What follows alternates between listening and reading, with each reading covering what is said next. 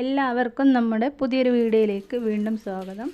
രാവിലെ ഇതാ വെള്ളം മുക്കി വെക്കുകയാണ് കേട്ടോ ചെയ്യുന്നത്. ഇന്ന് രാവിലത്തെ കുറച്ച് കാര്യങ്ങളൊക്കെയാണ് വീഡിയോയിൽ കാണിക്കുന്നത്. വീഡിയോ എല്ലാവരും സ്കിപ്പ് ചെയ്യാണ്ട് കണ്ടിട്ട് സപ്പോർട്ട് ചെയ്യണേ. തലേ ദിവസം വെള്ളം മുക്കി വെക്കാറാണ് ചെയ്യാറുള്ളത്. അപ്പോൾ കഴിഞ്ഞതുകൊണ്ട് രാവിലെ മുക്കി വെക്കാൻ കേട്ടോ. അപ്പോൾ രാവിലെ തന്നെ മുക്കി എടുത്തിട്ട് നമ്മൾ ചായക്ക് വെള്ളം വെക്കുന്ന സമയത്ത് മനസ്സിന് ഒരു തൃപ്തിയാണ് കേട്ടോ. നല്ല വെള്ളമാണല്ലോ, കിണറ്റിൽ നിന്ന് മുക്കപാടെ എടുക്കുകയാണല്ലോ.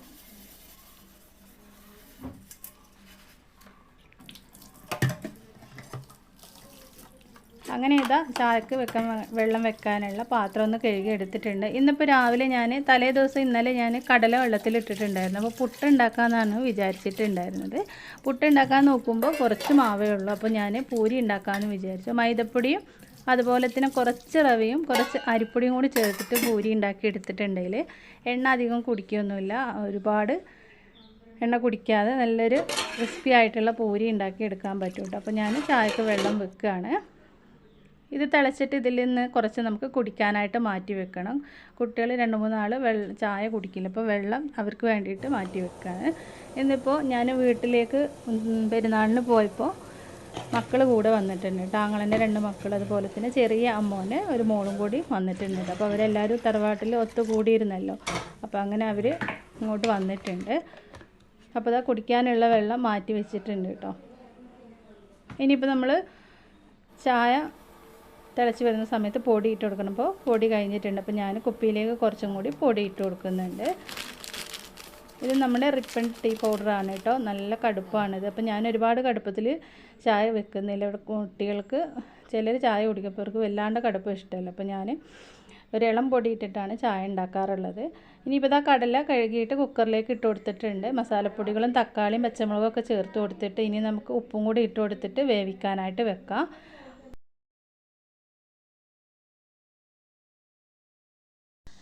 കടല വേവിക്കാനായിട്ട് വെച്ചിട്ടുണ്ട്. ഇനി പൂരി ഉണ്ടാക്കാനായിട്ട് മാവ് എടുത്തിട്ടുണ്ട് കേട്ടോ. കുറച്ച് മൈദമാവാണ് ഞാൻ എടുത്തിട്ടുള്ളത്. ഇതിലേക്കൊരു 1/4 കപ്പ് റവയും 1/4 കപ്പ് അരിപ്പൊടിയും കൂടി ഇട്ടിട്ട് കുഴച്ചെടുത്താൽ മതി.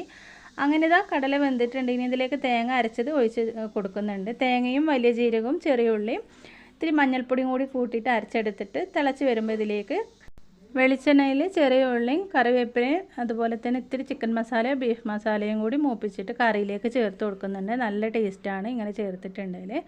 അങ്ങനെ ഇതാ കറി റെഡി ആയിട്ടുണ്ട്. മാവ് കുഴച്ചെടുത്തിട്ട് പൂരി ഉണ്ടാക്കുകയാണ് കേട്ടോ ഇനി ചെയ്യുന്നത്.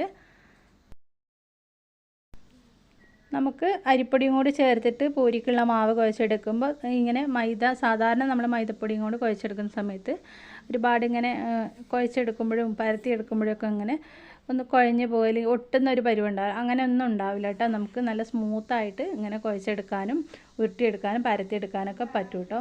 അങ്ങനത്തെ ആ പൂരിയെല്ലാം ഞാനിവിടെ ചുട്ടെടുത്തിട്ടുണ്ട്.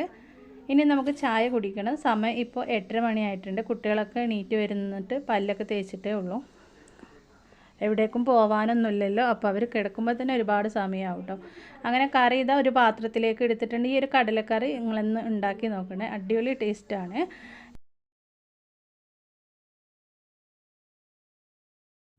ചായ ഗ്ലാസ്സിലേക്ക് ഒഴിച്ചപ്പോഴാണ് പൊടി നല്ല കുറവുണ്ട് കേട്ടോ. എന്തായാലും വേണ്ടില്ല, ഇനിയിപ്പോൾ പൊടി ഇടാനൊന്നും നിന്നില്ല. അങ്ങനെ ചായയിലൊക്കെ കുടിക്കാനായിട്ട് ഇരിക്കുകയാണ് എല്ലാവരും.